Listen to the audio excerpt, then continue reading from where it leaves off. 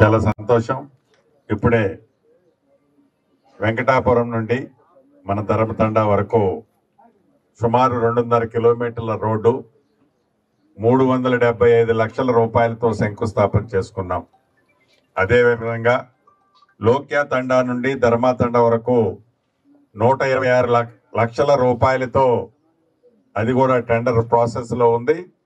ఈ వర్షాకాలం అయ్యేలోపు ఆ రోడ్డును కూడా శంకుస్థాపన చేసుకోవటమే కాకుండా మళ్ళీ వర్షాకాలం వచ్చేలోపు ఆ రోడ్డును కూడా పూర్తి చేసుకుంటాం.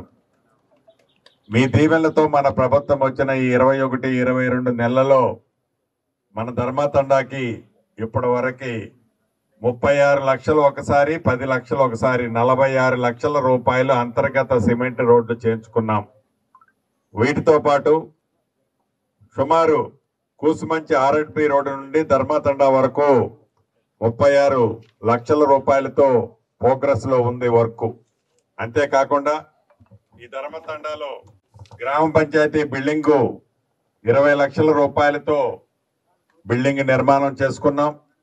మంచినీటి కోసం ఒక 2.5 లక్షల రూపాయలు రమారమి ఈ 21-22 నెలలలో 595 లక్షల రూపాయలతో మన ధర్మతండాలో అనేక పనులు కొన్ని పూర్తి చేసుకున్నాం, కొన్ని శంకుస్థాపనలు చేసుకున్నాం, కొన్ని పనులు జరుగుతున్న దశలో ఈనాడు ఉన్నాయి.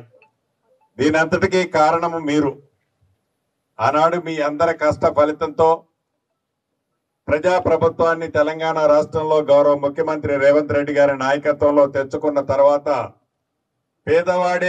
పేదవాడి మంచే ఈ ప్రభుత్వం మంచి అని తలంచి అనేక అభివృద్ధి కార్యక్రమాలు, సంక్షేమ కార్యక్రమాలు జోడెడ్లలా ఈ ప్రభుత్వం ఈనాడు ముందుకు పోతుంది గౌరవ ముఖ్యమంత్రి రేవంత్ రెడ్డి గారి నాయకత్వంలో.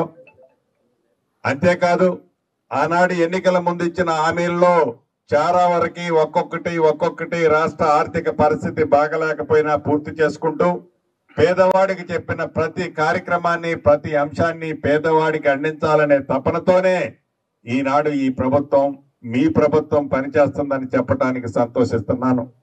ఆడబిడ్డలందరికీ, పేద ఆడబిడ్డ ఇంటికి 200 యూనిట్లు ఉచిత కరెంటు మీ ప్రభుత్వం, మన ప్రభుత్వం ఇస్తుంది. ఉగాది నుంచి సన్న బియ్యాన్ని ప్రతి పేదవాళ్ళకి ఈ ప్రభుత్వం ఇవ్వటం జరుగుతుంది. అంతేకాదు 10 సంవత్సరాలు ఇవ్వకపోతే పేదవాళ్ళందరికీ రేషన్ కార్డులు ఇవ్వటమే కాకుండా పాత రేషన్ కార్డులో కొత్త పేర్లు కూడా చేర్పించిన ప్రభుత్వం మీరు ఎన్నుకున్న ప్రభుత్వం.